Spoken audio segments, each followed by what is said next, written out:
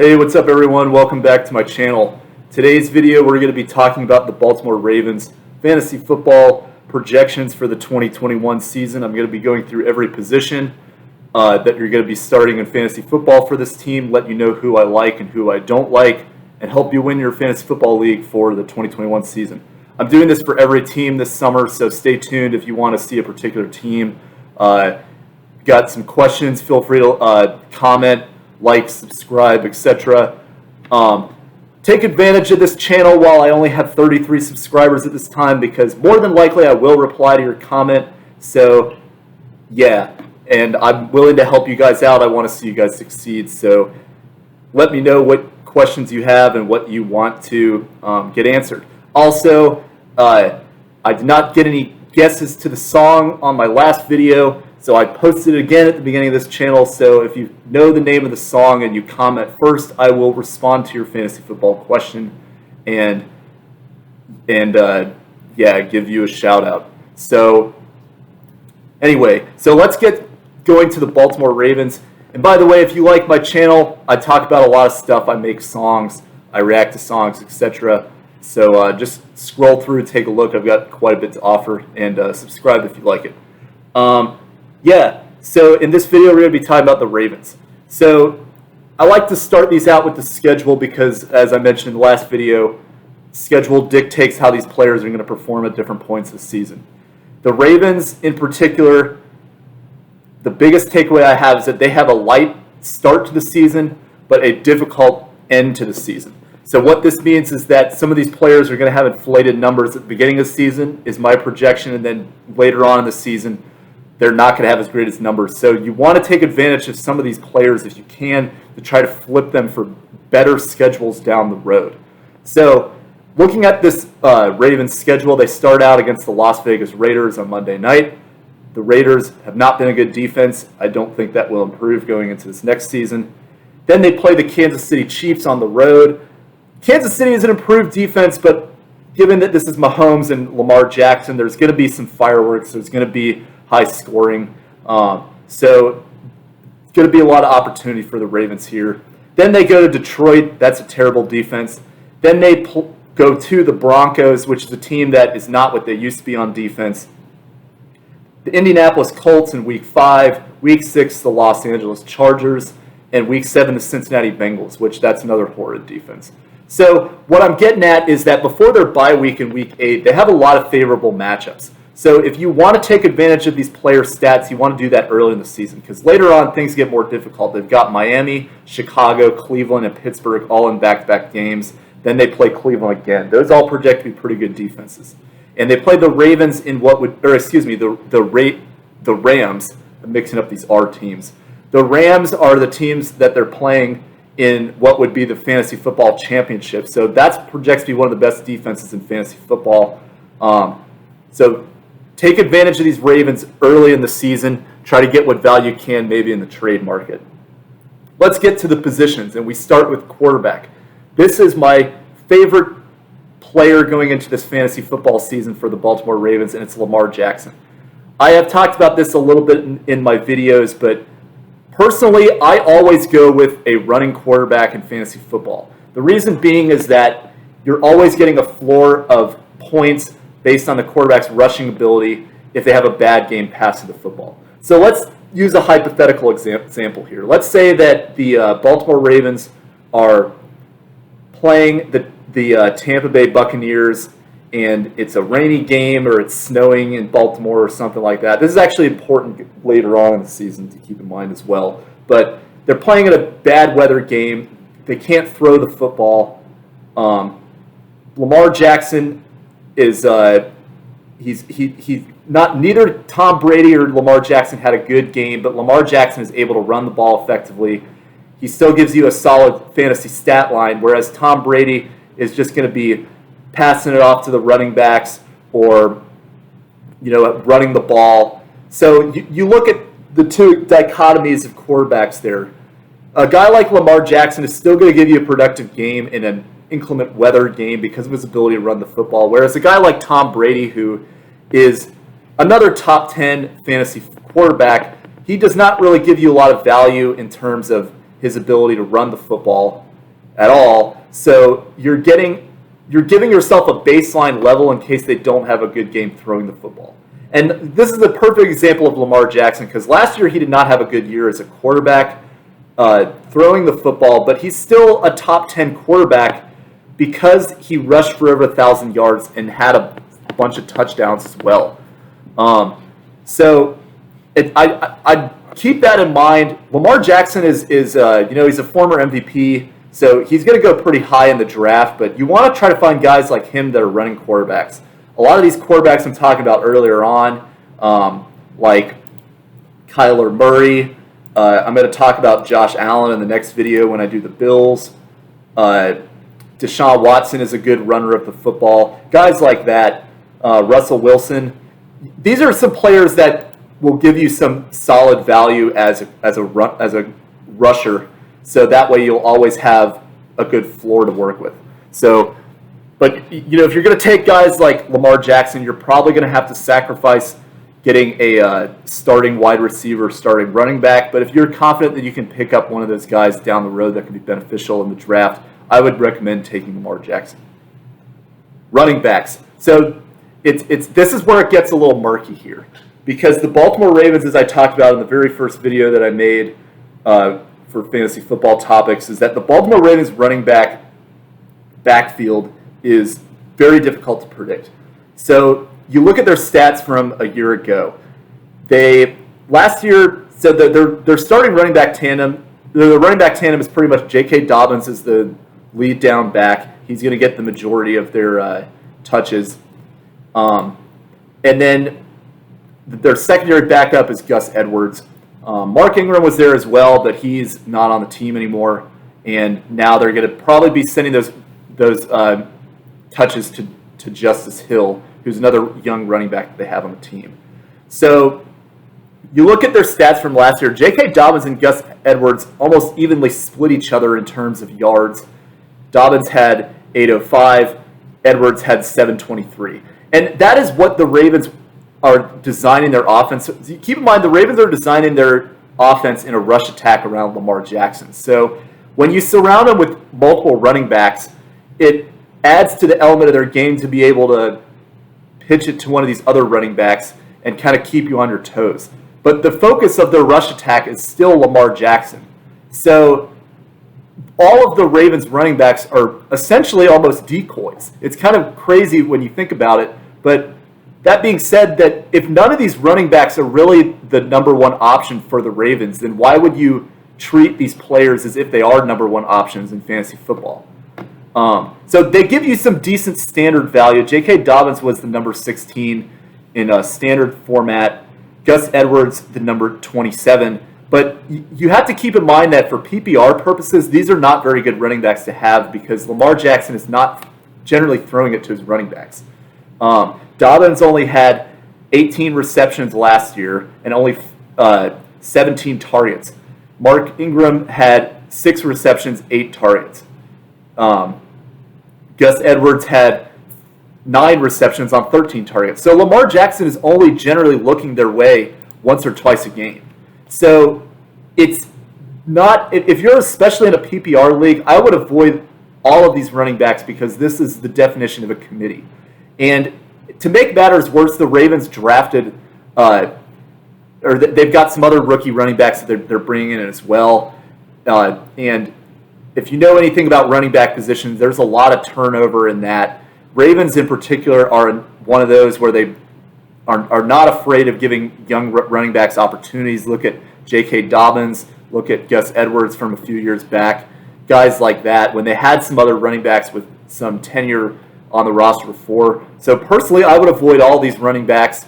If some of them drop, I would consider taking them, but I'm not necessarily jumping at any of these Ravens running backs, because this is the definition of running back by committee, in my opinion.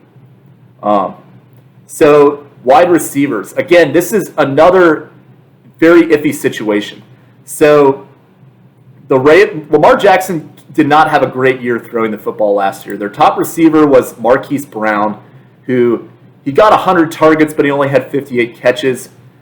He had 8 touchdowns, but Marquise Brown is a guy that's basically going to give you all or nothing. He's going to have some insane games where he goes off. he's kind of like Deshaun Jackson of like the new Deshaun Jackson, I guess, because D-Jax was notorious for this kind of stuff throughout his career, of just having dud games and then having absolute explosion games.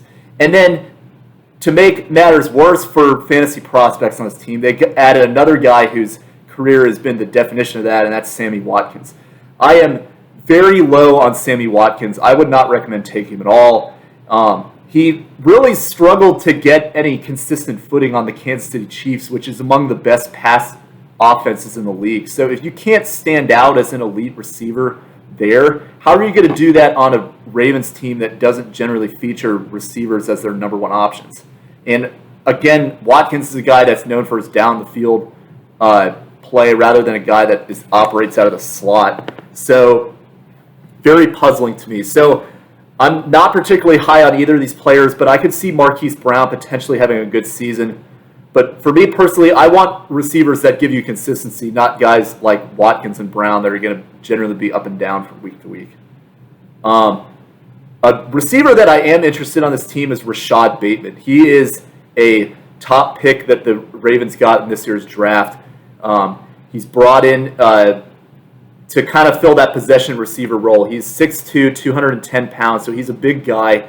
He's going to hopefully give them some possession targets and be a guy that Lamar Jackson can throw to in pressure situations. So, again, when I talk about voids to fill, this is a good opportunity for this guy because Rashod Bateman is stepping into a receiving core that is not necessarily known for being anything spectacular.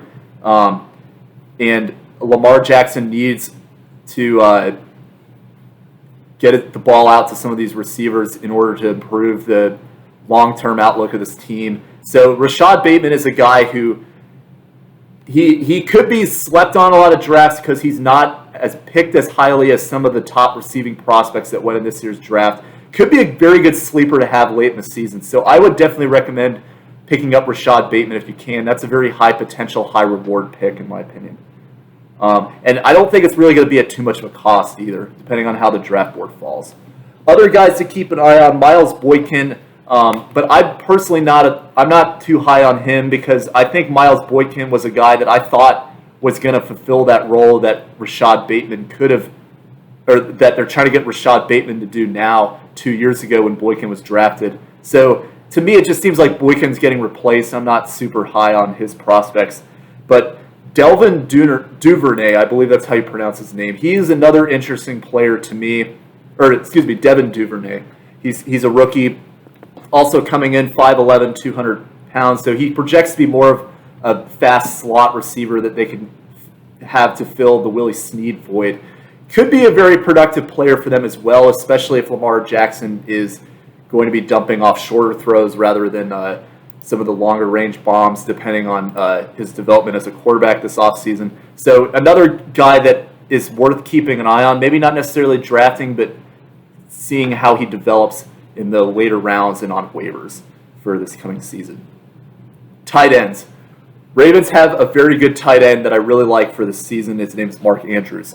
So Mark Andrews, so the Ravens, as I've mentioned, they don't really throw it to the running backs a lot. I went through the targets that all their top running backs had last year. Lamar Jackson is not necessarily getting the ball down the field to some of his receivers as well as he would have liked to. So the guy that they've generally been going to the most is Mark Andrews, and is the most reliable guy that I would take in terms of their pass catching and skill position player options on the Ravens. Mark Andrews was the number 6 tight end last year. Wasn't necessarily 100% healthy this season. He missed 2 games. He's a guy that, tight ends are a very difficult position to project because there's a very wide discrepancy between the elite tight ends, the Travis Kelce's, the George Kittles, maybe Darren Waller if you want to throw him into that conversation. And then there's a very significant drop-off. And Mark Andrews is in that tier where he's not necessarily going to be Travis Kelce or George Kittle, but he can get close to that. And he is a guy that is not really a high-profile name, so probably going to slip a little bit in these drafts. I would definitely recommend picking him up with a mid-round draft pick, depending on how the picks are falling in your league. Because this guy is going to give you some good value for what I don't think will be a particularly high price in the fantasy football drafts this season. And he's going to be a consistent target for Lamar Jackson as he's been for the last 2 seasons. Nick Boyle is their backup. Not really much worth mentioning here other than he's a good handcuff to consider if Mark Andrews for some reason gets hurt. Defense and special teams for the Baltimore Ravens. So this is a franchise that historically has been very good on defense, and I think that will continue this year. They've got some good players on their team. They've got a good culture that focuses on defense. But the problem is that they're often going to get reached for in fantasy football drafts. I talked about this a little bit in the Arizona video, but this is especially true for Baltimore. People are going to take them high, and I would not recommend doing that personally because there's a lot of defenses that you don't draft, but they come on and have a good stretch run throughout the season. A good example of that is Miami last year had a very good defense, even though they were generally slept on. The Washington football team was another example of that. So I would, and when you reach for a Ravens defense, you're going to cost yourself some draft picks in the middle to late rounds that could be very beneficial to you. So I would approach this defense with caution. Do not reach for them, but maybe if they slip a little bit, I would consider drafting them above or around where they're projected. But a guy that I would not recommend taking at all, and I'm going to be harping on this a lot in a lot of my videos, we're moving to the kicker, is Justin Tucker. I understand Justin Tucker is one of the best kickers in the league. I understand he is a very good kicker, and this is no disrespect to him as a fantasy football player or a football player in general, but it's not worth taking him. And I'm going to tell you this multiple times. You do not draft a kicker anywhere higher than the last round of the NFL fantasy football draft, because kickers are the easiest position to replace. They have so many kickers that you can pull off waivers who will have breakout seasons. You look at last season, the number 1 kicker was a tie between Younghoe Koo of Atlanta and Jason Sanders of Miami. Those 2 guys were not generally drafted at all.